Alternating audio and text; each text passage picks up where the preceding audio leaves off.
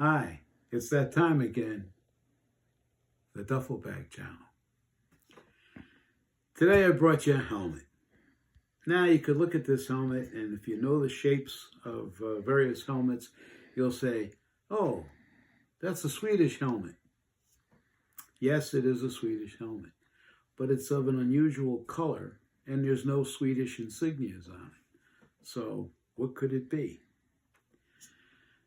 In the 1960s, the United States Army had they sponsored a program that was on Sunday mornings, and I watched it when I was a young lad, and it was called The Big Picture, produced by the Army, and it told you historical stuff about, a little bit about World War I, a little bit about World War II, Korea, whatever, but it was basically it involved the current Army of the late 1950s into the very early 60s. It was on Sunday morning, and we could watch it when we came home from church.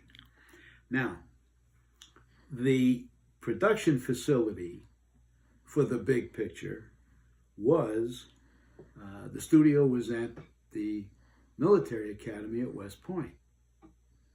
Now, they didn't have a tremendous budget for this program. And so to represent German forces or Japanese forces, they had to do with whatever they could scrounge around the academy grounds to represent the uniforms of these particular countries. Now, in this case, this was the helmet that was used to represent the Japanese military helmet of the time. It kind of looks like it, but in the days of black and white TV and small TV screens, we really couldn't tell the difference.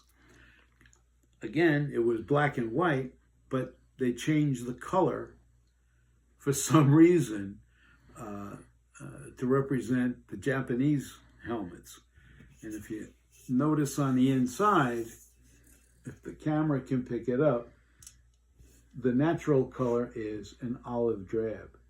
They could very easily have left it like that, but somebody thought it was a good idea to paint them green. I guess to cover the Swedish insignias. And of course, they didn't take a picture of the inside, so you didn't have to worry about what the liner looked like.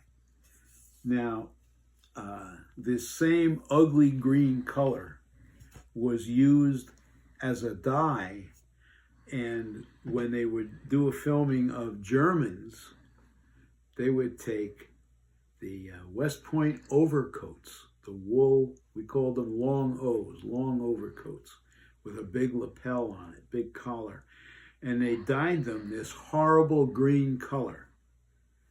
Again, for some reason in black and white, they thought it was a good idea. And if I can dig deep into the warehouse, I may even still have one of those overcoats.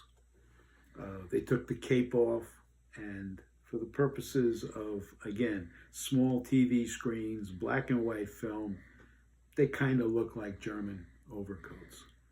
And again, that was the Army's Pictorial Center was the name of the studio that they did these things at. So when you encounter a helmet, a Swedish helmet, and it's this ugly green, well, then that's where it came from. And now you know the rest of the story, as they say. We appreciate your likes and your subscriptions. And we'll see you again soon with more interesting facts on militaria.